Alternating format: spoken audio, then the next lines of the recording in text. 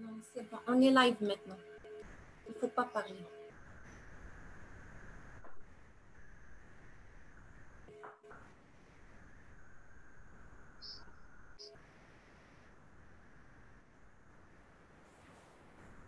Alors, bonjour. J'espère que vous allez toujours bien dans cette période de confinement. Puis, on s'excuse vraiment de ce qui s'est passé à 2 heures. On a eu vraiment un problème technique avec la plateforme de communication. On est vraiment désolé. Je suis Amal Laksassi, présidente et fondatrice de l'Agence dentaire de l'Outaouais. Après la décision du gouvernement sur la crise sanitaire, on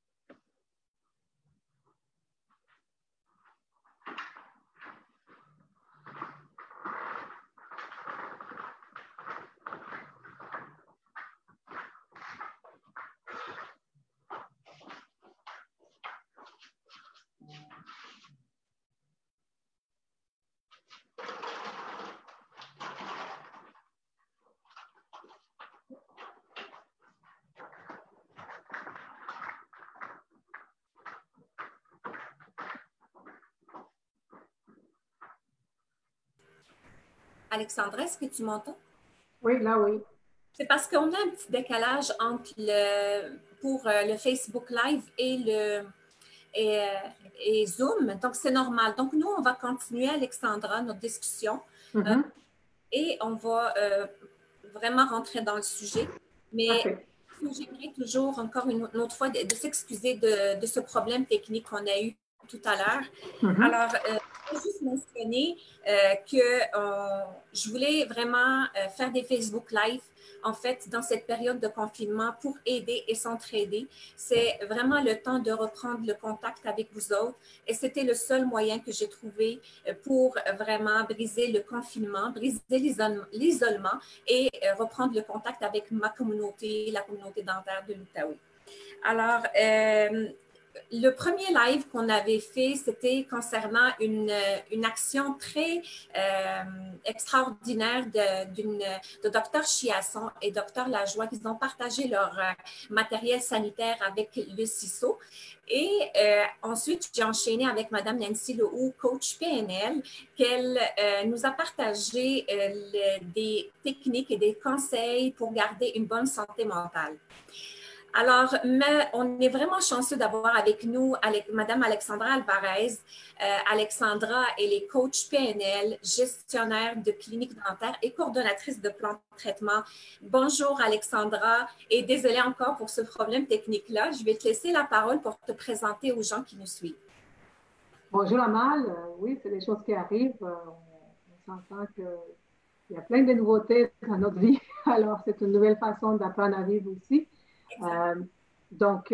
Oui, ben, merci de m'inviter. C'est vraiment très gentil de ta part et merci de ton initiative.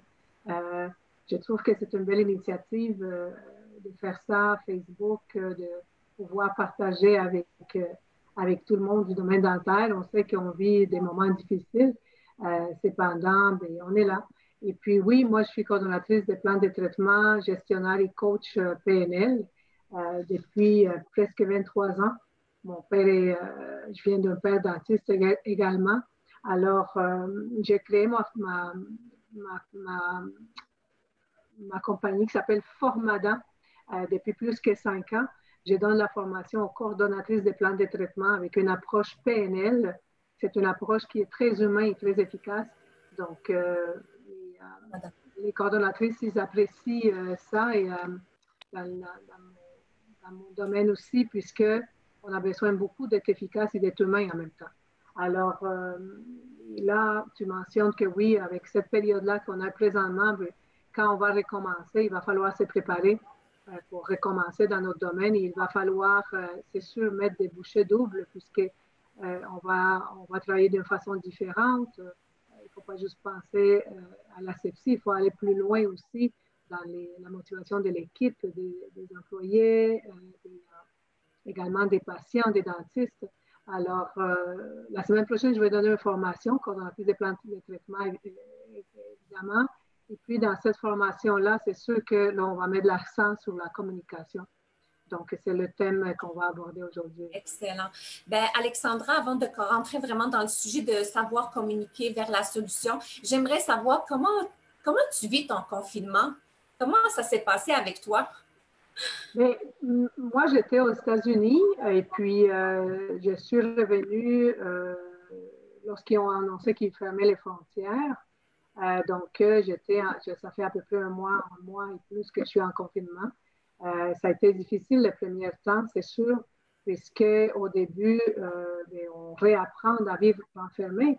Je suis une femme extrêmement, je bouge beaucoup, je travaille 4 jours semaine, je fais des coachings, je fais des formations. Alors, c'est sûr que c'est un des pauses obligatoires. Ça ça nous fait réfléchir comme à tout le monde, évidemment. Cependant, après 2 semaines, je me suis dit, bon, là, on va commencer à accepter qu'on vit ça, cet événement-là, si on appelle ça un événement, et à reprendre à vivre. C'est dur de côté humain. Oui. Côté humain, c'est dur puisque on ne voit pas toute notre famille, je ne vois pas ma mère, mon conjoint, oui, mes enfants de temps en temps. Alors, c'est pas évident. Non. Cependant, il faut créer de nouvelles motivations présentement et puis il faut voir vers le futur. Alors, c'est ça que je suis en train de faire. C'est parfait, là, Alexandra. Alors, si on va parler de la communication vers la solution, c'est quoi exactement et en quoi cela peut nous aider? Oui, la communication vers la solution, c'est une approche systémique et stratégique. Ça vient de Palo Alto et c'est Gregory Bateson qui a découvert ça. C'est une approche qu'on utilise en PNL également. C'est une méthode qui se focalise sur la solution. On recherche des solutions et non sur les causes du passé. Donc, c'est une communication vers la solution et on porte attention au dialogue. C'est très important lorsque les gens ont fait du coaching ou lorsqu'on est avec un employé, un patient. C'est très important de porter attention au dialogue, aux phrases des fois, aux mots que les gens ils vont dire. Ils ne peuvent pas se concentrer sur le problème. Donc, on trouve la solution dans les situations dans lesquelles le problème ne se pose pas. Et c'est ça la beauté de la communication vers la solution. Donc, je peux vous donner un exemple. Oui, ça est beaucoup plus pertinent pour comprendre davantage. Exactement. Donc, par exemple, si je vous dis que j'ai un problème dans mes réunions et à chaque fois que je suis en désaccord avec un des employés ou avec une autre personne avec qui je fais des meetings et je suis en désaccord. Et là, qu'est-ce qui arrive, c'est que j'ai un problème de confiance en moi et puis que c'est un problème de confiance que je vis depuis longtemps. Donc, et que ça m'affecte et cette confiance-là, j'ai un problème de confiance. La plupart des cas où j'ai un problème de confiance tout le temps, alors cette confiance-là me fait douter de moi. Donc, qu'est-ce qu'on retient de ça? Quand on dit un problème de confiance, qu'est-ce que vous retenez de ça? Alors, dans la plupart des temps, la plupart des cas, les gens ils vont dire la confiance, n'est-ce pas? Dans tout ce que je vous ai dit tantôt, les mots qui vous restent plus dans la tête, c'est j'ai un problème de confiance, n'est-ce pas? Oui, exact. Alors, en communication vers la solution, on va porter attention au dialogue. Et quand je parle de porter attention au dialogue, je suis en train de porter attention à la plupart des cas et tout le temps, parce qu'on n'a pas un problème de confiance tout le temps. Donc, en communication vers la solution, on va aller rechercher quand est-ce que je n'ai pas ce problème-là. Quand le problème ne se pose pas. Et lorsque le problème ne se pose pas, j'ai préparé ici des questions. Lorsqu'on déconstruit le problème et on écoute sans chercher à analyser, on va poser des questions qui sont précises pour aller aider au niveau de cette intervention-là. Donc, on On va aller poser des questions, pardon, comme qui fait quoi, quand, à propos de quoi, qu'est-ce qui est un problème et pour qui est un problème, quels sont les signes qui montrent que c'est un problème. Et par la suite, c'est sûr que qu'est-ce qu'on fait, c'est qu'on y va avec les exceptions dans le problème. Et où qui sont les exceptions dans le problème? Bien, quand est-ce que c'est différent? Quand c'est différent, que tu as confiance en toi, comment tu te sens? Et quels sont les moments où le problème se pose moins? Donc, à partir, qu'est-ce qui permet que le problème ne se pose pas? Donc, dans un problème de confiance, on va aller chercher quand la confiance est là et on va aller rechercher les ressources en soi pour aller vraiment, vraiment valoriser la personne qui a ce problème-là de confiance et qu'elle-même, elle retrouve ces outils-là pour pouvoir se rappeler qu'elle a déjà eu confiance et comment elle a fait pour avoir cette confiance-là. Et c'est avec ce genre de solutions-là qu'on fait la communication vers la solution. Et quand on fait du coaching ou quand on écoute les gens, on va dire souvent, et c'est quoi le problème? Ah oui, le problème, c'est ça. Et par contre, on ne porte pas attention au dialogue quand la personne est en train de te transmettre les messages par rapport à son problème de confiance. Donc, c'est avec des questions qui sont vraiment posées très, très claires qu'on va aller décortiquer le tout et on va aller guider la personne pour aller trouver leur solution. Donc, dans ma formation de coordonnatrice des plans de traitement, j'enseigne un petit peu plus ça. C'est sûr qu'aujourd'hui, notre temps est limité, alors je peux partager cette étape que je vois dans mes formations. Ben, c'est vraiment très intéressant. Puis j'imagine que quand on va être au congrès dentaire le 20-21 novembre, j'aimerais juste mentionner que vous allez être une des conférencières invitées à animer ce congrès-là. On va espérer que ça va vraiment se dérouler, ce rassemblement, puis que la crise COVID-19 soit derrière nous. Fait que j'imagine que vous allez pouvoir davantage aborder ce sujet-là, puis donner plus de détails, j'imagine, sur la communication vers la solution. C'est ça, absolument, absolument. Et si on peut pas être là, on va trouver un moyen d'être là, mais c'est sûr que oui, on va participer, on va faire tout pour arriver. Je suis confiante. Exact. Alors, on sait que notre corps aussi, il a son propre langage. On appelle ça le langage non verbal. Alors, comment tu peux nous éclaircir sur le langage verbal et le langage non verbal, Alexandra? Bien, il existe deux types de communication, dont verbale et non verbale.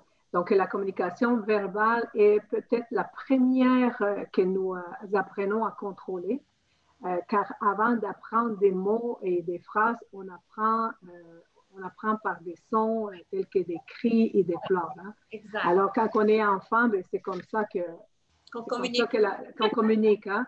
Par contre, après ça, la communication non verbale, c'est lié au langage corporel des personnes et souvent notre corps, il communique de façon involontaire. Donc, parfois, je vais dire quelque chose et je vais me toucher en quelque part. Par exemple, on peut se toucher ici quand on a une conversation. C'est des choses qu'on voit en programmation neurolinguistique aussi. Le linguistique nous dit, bon, une personne qui se touche ici, qu'est-ce que ça veut dire? On entend aussi, on écoute aussi le ton de la voix.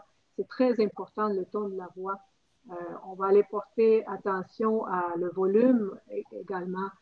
Donc, si je peux vous donner des trucs, par exemple, comme tu m'avais demandé, quand on va dans une entrevue, par exemple, ou on est dans une réunion, on peut faire un sourire, essayer, parce que c'est difficile de contrôler parfois. Cependant, c'est pratiquer à un sourire de façon détendue, avoir un regard qui est franc, être à l'écoute des interlocuteurs, choisir un timbre et un volume de voix semblable à son interlocuteur. Donc, ça, c'est des trucs qu'on peut faire avant d'aller dans une entrevue. Et il faut pas, une chose aussi qu'il faut prendre en conscience, c'est que dans la communication orale, les messages ne comptent que pour 7%. Le ton de voix, c'est 38% et le non-verbal, il vient avec 55%. Donc, c'est beaucoup. Le corps, il parle énormément. Comment il parle. Ben, c'est sûr, dans une entrevue, le grand sourire, ça fait vraiment fait une belle entrée une belle entrée de communication avec l'interlocuteur, un autre interlocuteur. Puis aussi le code vestimentaire aussi, j'imagine, qui joue Absolument. beaucoup. Ouais. Absolument. Ben, puis le regard dans les yeux aussi, quand on veut parler à quelqu'un, de le regarder vraiment dans les yeux. Ça montre vraiment qu'il y a de la confiance. Là, Oui, absolument. Absolument. Il y a plusieurs choses, il y a plusieurs gestes qu'on va regarder. C'est sûr que quand on veut devenir un peu plus, à savoir plus, mais il y a des formations qui se donnent pour ça. Moi, j'ai des livres, c'est sûr, je fais ma formation en coach PNL, en programmation neurolinguistique, et c'est sûr qu'il y a des livres, j'ai pris celui-là ici. Donc, c'est un livre qui est facile à lire, c'est pas trop compliqué, les gestes qui vous trahissent. Il y a plusieurs livres qui peuvent nous aider à comprendre les langages non verbaux. C'est sûr qu'il y a des formations qui sont euh, beaucoup plus pertinentes, mais des fois, savoir quelques trucs, ça nous aide dans les entrevues, dans les équipes. Quand on parle avec une personne, ça dit beaucoup. Excellent. Là, ma prochaine question, de savoir comment la communication vers la solution peut nous aider avec la situation actuelle de la COVID-19. Mm-hmm. C'est sûr que puisqu'on réapprend à vivre tout le monde ensemble, puisqu'on apprend aussi à faire moins de sorties, puis à partager plus avec les membres de nos familles ou avec nos amis, mais on est dans un périmètre beaucoup plus fermé. La communication vers la solution, ça nous aide énormément dans le sens que avant de, par exemple, porter un jugement ou commencer à peut-être à se plaindre parce que qu'est-ce qu'on vit, mais on peut penser plus à une solution, aller vers la solution. Et c'est ce que je fais avec mon conjoint parce que c'est sûr, conjoint et enfant, c'est pas facile, on avait déjà envie et maintenant, ben, il faut se réajuster, on ne peut pas sortir, on ne peut pas faire plusieurs activités dont on était habitué. Alors, la communication vers la solution, ça va nous donner un regard plus. Quand on parle, moi, par exemple, si j'ai quelque chose, une différence avec mon conjoint, je vais lui dire souvent, ben, je vais lui dire tout le temps, on va regarder la solution. Qu'est-ce que tu vois comme solution? Qu'est-ce que tu penses que ça serait mieux? Est-ce que ça nous arrive tout le temps? Est-ce qu'on pourrait faire en sorte qu'on le vit comme telle et telle façon? C'est sûr que dans la communication vers la solution, il y a d'autres sujets qu'on peut voir ensemble, mais le temps est limité, comme je mentionnais tantôt. Par exemple, un truc que je peux vous donner, c'est si jamais il y a des, des problèmes qui vont avoir maintenant parce qu'on vit tous ensemble, et ça serait intéressant de se poser cette question-là. Est-ce qu'on a une solution? Est-ce qu'on a des moments où on a déjà été bien? Et ces moments-là, est-ce qu'on peut le ramener? Qu'est-ce qu'on a fait pour que ces moments-là, ces situations-là, ça soit positive? Alors, on va aller chercher ces souvenirs-là que nous avons oubliés lorsque c'était adéquat, c'était positif. Donc, oui, on va l'utiliser, oui, absolument. De me dire que l'être humain, il a passé à travers plusieurs crises. C'est pas la première fois que l'être humain vit une épidémie. Fait que l'être humain, il a passé à travers plusieurs crises. Puis il y a tout le temps, on a toujours trouvé une solution. Puis on a toujours, quand oui, la vie. En 1918, je crois, il y a eu la grippe espagnole et ça a été une pandémie également qui a tué plus que 100 000 millions de personnes. Alors, c'est sûr que on n'avait pas cette technologie qu'on a présentement, on n'avait pas cette expérience-là qu'on a présentement.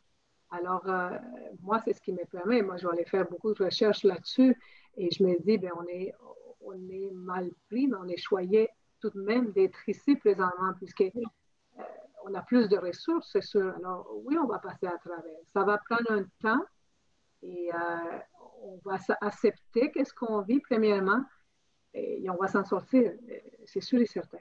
Définitivement. Alors, Alexandra, j'aimerais savoir, c'est quoi tes prochaines activités? Oui, bien, la semaine prochaine, je donne ma formation de coordonnatrice de plans de traitement avec l'approche PNL. C'est une première en ligne. C'est bien parce que j'ai quelqu'un qui m'aide énormément dans toutes mes publications, dans mon marketing. Et puis cette personne-là, Marie-Hélène, m'avait déjà dit, ben, qu'est-ce qui t'empêche de faire en ligne? Et on avait déjà commencé à se préparer parce que c'était dans mon futur. Alors, la semaine prochaine, je donne ma première formation en ligne et je vais continuer à pousser dans le domaine dentaire parce que des coordonnatrices des plans de traitement, on va en avoir besoin et de plus maintenant. On sait que c'est un poste, comme tous les autres, sont très, très, très, très importants.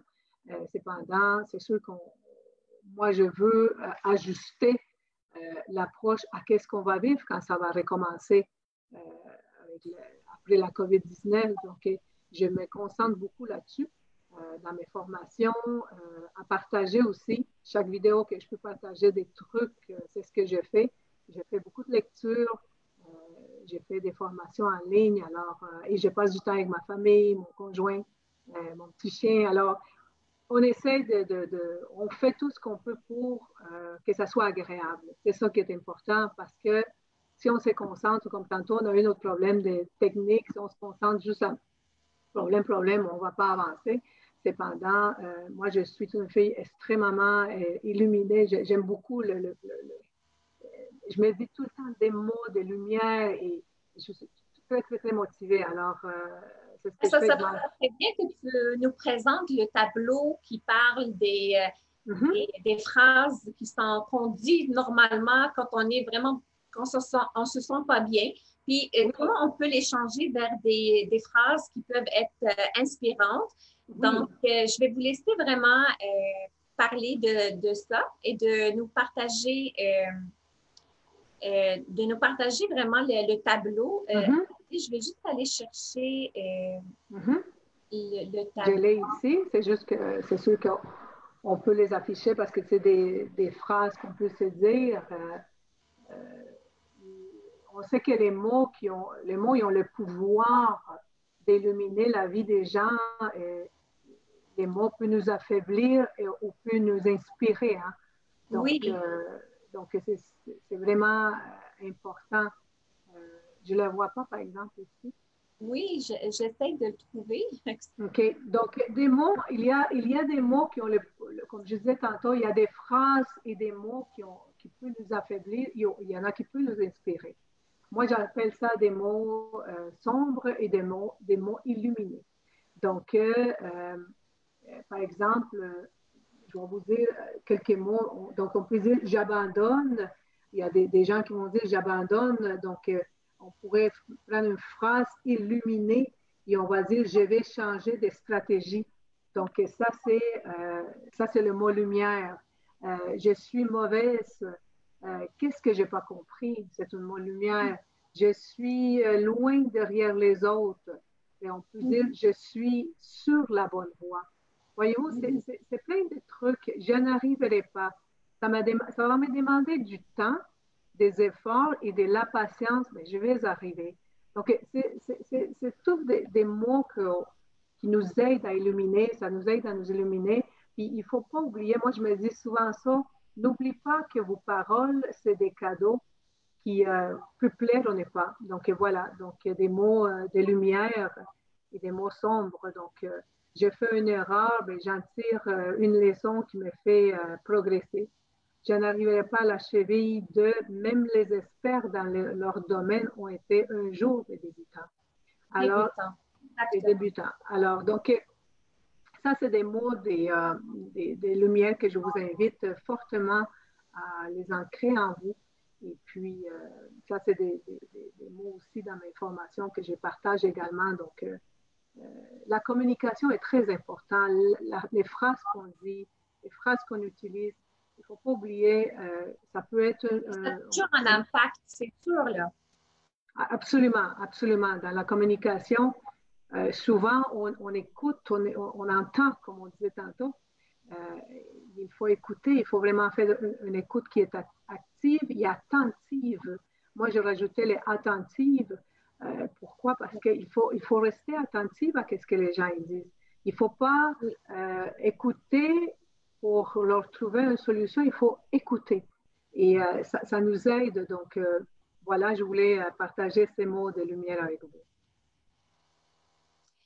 Écoute, Alexandra, je te remercie infiniment de cette séance.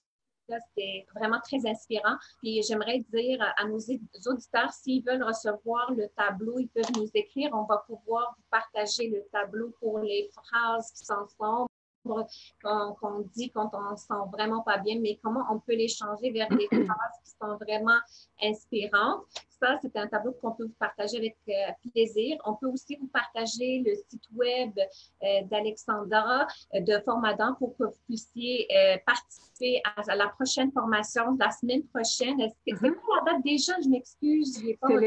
C'est les 22 et 23. Et aussi, oui, et aussi, j'invite le monde à aller voir. Le gouvernement a débloqué des montants pour la formation.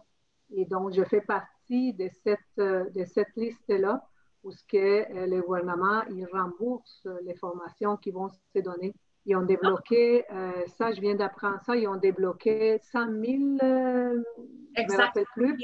Exact. Donc, les formations vont pouvoir, moi, je vais pouvoir, en fait, c'est le gouvernement qui va payer pour la formation, donc c'est une affaire intéressante que je vous reviendrai un petit peu plus tard lorsque je vais avoir plus d'informations, je le mettrai dans ma page et Marie-Hélène est en train de tout organiser ça pour que tout le monde puisse en profiter. Excellent. Alors, vous avez la page Formadan pour la page professionnelle. C'est là où vous pouvez aller chercher l'information. En tout cas, je te remercie énormément, Alexandra, pour le partage de toutes ces connaissances-là. Merci pour la qualité de cette rencontre.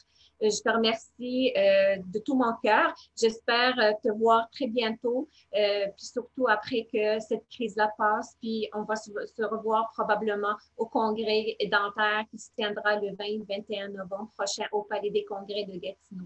Merci beaucoup, Alexandra. Est-ce que tu as un message à dire à nos auditeurs? Mais moi, je voudrais juste dire qu'on parle beaucoup de COVID-19, on parle beaucoup d'asepsie, on parle beaucoup de protection. Il ne faudrait pas oublier les employés, il ne faudrait pas oublier les équipes dentaires, les dentistes, l'assistant, la coordonnatrice, les secrétaires, les gestionnaires, les hygiénistes. Je voudrais vous dire à tout le domaine dentaire que je vous invite à vous enrichir de nouvelles connaissances, que je vous invite à garder les contacts avec vos patients, que je vous invite à prendre des formations et que vous illuminez. Vous illuminez, vous motivez et être plus fort pour le retour parce que oui, il va en avoir un retour. Et merci à toi, Amal. Vraiment, là, tu es une femme persévérante et j'aime ça. On a réussi, on a passé à travers cette entrevue-là et on en fera d'autres avec grand plaisir. Merci pour ton... Ça fait vraiment plaisir. Merci à tout le monde pour votre participation et bonne journée. Bye bye. Merci, bonne journée.